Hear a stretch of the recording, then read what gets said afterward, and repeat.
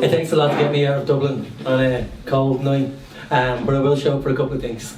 I'll show for people I truly believe in, and Chris Pender is one of those people. I think, just sitting here listening to the summation you just got there, it's a testament to everything I believe the Social Democrats have built over the last 10 years. You know, coming into this room tonight, seeing so many new faces, seeing an expanded branch that now has two brilliant councillors in Pat and Chris, seeing the work that the local activists have done in the branch, I think it's amazing. I couldn't believe when we started out 8-9 years ago that we'd be doing this, and I am genuinely proud to show up and give a full backing and launch Chris's campaign. I think those of us that know Chris know that we describe him in many terms.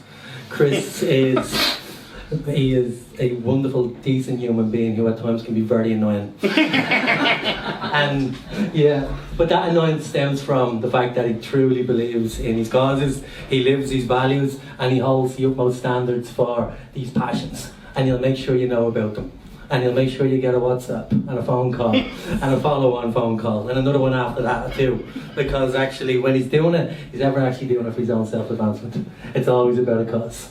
Be that the family of the Defence Forces, which Chris is on to me about consistently, be that about any of the LGBT organisations who he's been involved in his whole life, be that about any cause which he applies himself to. Chris doesn't only bring the high standards of himself, he expects it of everybody else.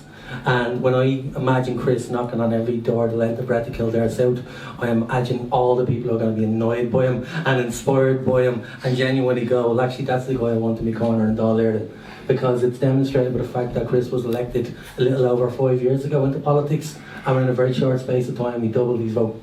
I mean, that's no mean feat, and it's a rarity that doesn't happen that often, and it happens because people put the work in.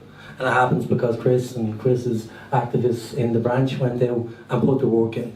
And now Chris is going to continue to do that.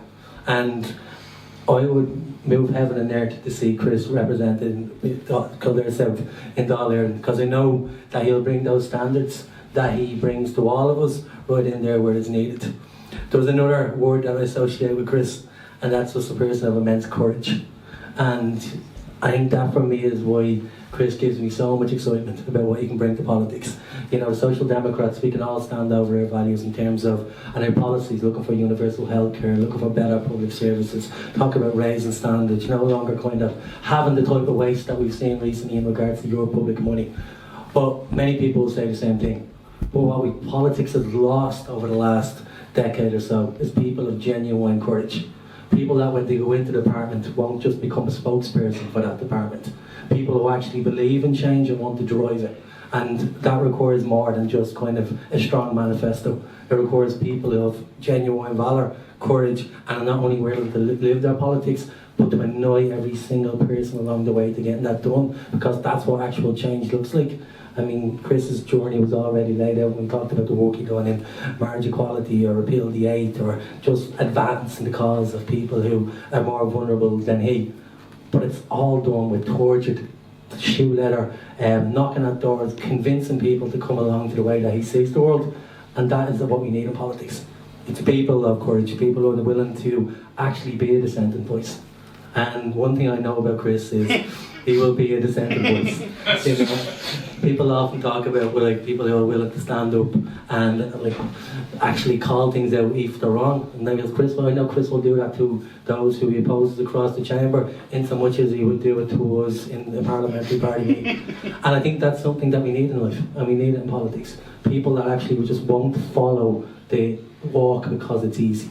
It's will drag people to a direction because it's hard, but because that direction will bring us to a better place.